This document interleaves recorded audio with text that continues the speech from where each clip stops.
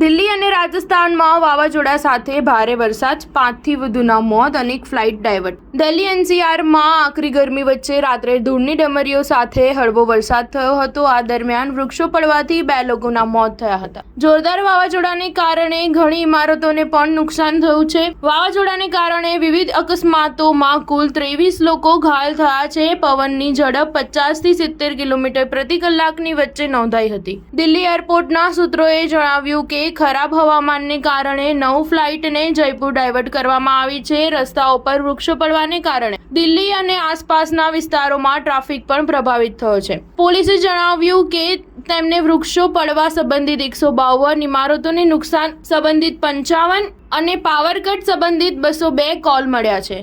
તોફાન અને વરસાદ બાદ દિલ્હી એનસીઆરમાં વધતા તાપમાનથી લોકોને રાહત મળી છે. શનિવારે સવારથી વાતાવરણમાં આહલાદક બની જવા પામ્યું હતું. કેટલાક સ્થળોએ હળવા ઝરમર વરસાદ ચાલુ છે. સ્ટાર ન્યૂઝ 7 હંમેશા સચ્ચાઈની સાથે.